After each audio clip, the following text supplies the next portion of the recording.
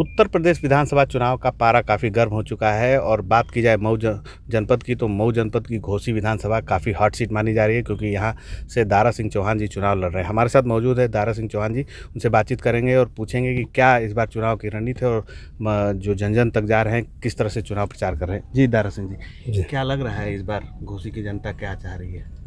आज मैं तो पूरे विधानसभा में घूम रहा हूँ। जिस तरीके का उत्साह मैं देख रहा हूँ, चाहे किसान हो, जवान हो, पढ़े लिखे हो, मास्टर, डॉक्टर, जो लोग भी हैं, आज सारे लोगों के जुबान पर एक ही है कि हम 7 तारीख को साइकिल के बटन दबा करके माननीय अखिलेश जी को मुख्यमंत्री बनाना चाहते हैं। और पूरी तरीके से आप गांव में भी देख रहे होंगे, अगल बगल देख रहे हो कि दुकानदार भाई, कर्मचारी, सब लोगों ने मन बनाया है कि 7 तारीख को भारतीय जनता पार्टी की सरकार से निजात पाने के लिए हमारे अखिलेश जी को सरकार बना करके आने वाले दिन में नौजवान को रोजगार पाने का अवसर मिलेगा। आने वाले दिन में जो समाजवादी पेंशन मिलने का अधिकार मिलेगा। माननीय मुख्यमंत्री बनने के बाद अखिलेश यादव जी को इस प्रदेश में पूरी तरीके से 300 यूनिट बिजली जो फ्री करने का उन्होंने घोषणा पत्र में कहा है, वचन दिया है। जो उन्होंने कहा है कि मेरी सरकार बनने के बाद केजी से लेकर पीजी तक हम फ्री एजुकेशन देने का काम करेंगे, क्वालिटी एजुकेशन देंगे।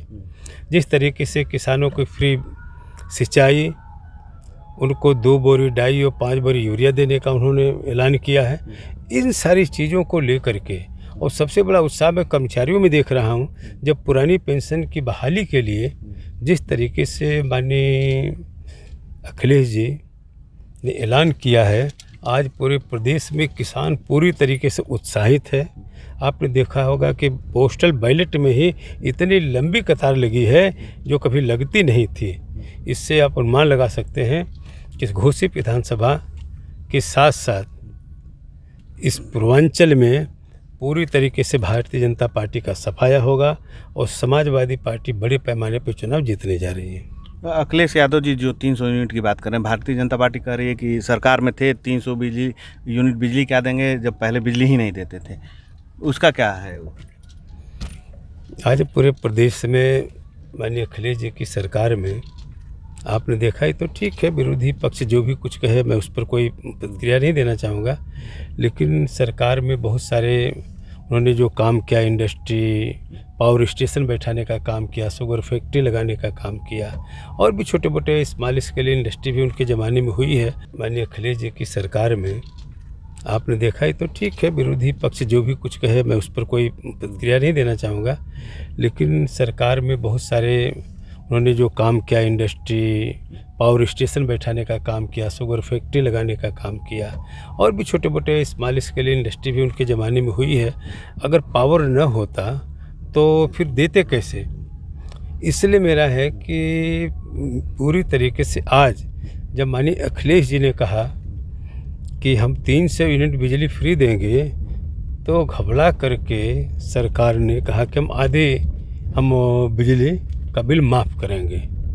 लेकिन साथियों, इससे काम चलने वाला नहीं। जिस तरीके से नौजवान आज सड़कों पर लाठी खा रहा है, जिस तरीके से प्रयागराज की धरती पर बंदूक के कुंदों से छात्रों को पीटा गया, जिस तरीके से किसान का जो खेत है आज जानवर सांड बर्बाद कर रहे हैं, इससे आहत और परेशान होकर के लोगों ने एक ही विकल्प लिया है, हमें साइकिल का बटन दबाना है। कल बात की जाए, सुधाकर सिंह जी ने पूरा विरोध का बिगुल फूंक दिया है। जो समाजवादी पार्टी के चारों प्रत्याशी कह रहे हैं कि ये लोग बाहरी हैं और जो 45 साल से काम किए हैं उनको दरकिनार किया गया है, उनको कैसे देखते हैं और उनके विरोध करने से आपके चुनाव पे कुछ फ़र्क पड़ रहा है? देखिए, समाजवादी पार्टी ने कई बार, लगभग 7 बार मौका दिया है ने चुनाव लड़ाने का। ऐसा नहीं कि काम कर रहे हैं मौका नहीं मिला, 7 बार मौका दिया है, 2 बार विधायक भी रहे हैं। लेकिन इस समाजवादी पार्टी जिसके राष्ट्रीय अध्यक्ष माननीय अखिलेश यादव जी हैं, जिनके निर्देश पूरे गठबंधन के लोग पूरी ताकत के साथ समाजवादी पार्टी की सीट जिताने में लगे हैं। कोई क्या कहता है व्यक्ति विशेष, उसका कोई महत्व इसमें नहीं है। ये बुलडोजर पे बड़ी राजनीति हो रही है, कह रहे हैं लोग बुलडोजर सर्विस होने गई है। 10 के बाद अगर सपा की सरकार आ रही है तो बुलडोजर निकलेगी? देखिए, बुलडोज़र क्यों बार बार बुलडोज़र की बात आती है, ये नौबत ही नहीं आएगी। 10 मार्च के बाद जब गिनती हो जाएगी समाजवादी पार्टी की सरकार बन जाएगी तो नाम आपकी ज़ुबान पे बुलडोज़र का नहीं आएगा। फिर बुलडोज़र का जो अपना काम करेगा, लेकिन जिस तरीके से बुलडोज़र को लेकर के जो भय का माहौल पैदा किया जा रहा है, पूरी तरीके से भय मुक्त जो है समाज बनेगा, भय मुक्त सरकार चलने का काम करेगी, पूरी तरीके से लॉ एंड ऑर्डर को मेंटेन किया जाएगा और जिसकी जितनी संख्या है उसी हिसाब से उनकी हिस्सेदारी देने का भी काम समाजवादी पार्टी के गठबंधन वाली सरकार में किया जाएगा। गांव-गांव तक प्रचार हो रहा है, आप जा रहे हैं, लोगों की बड़ी आकांक्षाएं होती हैं राजनेताओं से। 10 के बाद अगर सपा की सरकार आ रही है तो बुलडोजर निकलेगी? देखिए, बुलडोज़र क्यों बार बार बुलडोज़र की बात आती है, ये नौबत ही नहीं आएगी। 10 मार्च के बाद जब गिनती हो जाएगी, समाजवादी पार्टी की सरकार बन जाएगी तो नाम आपकी ज़ुबान पे बुलडोज़र का नहीं आएगा।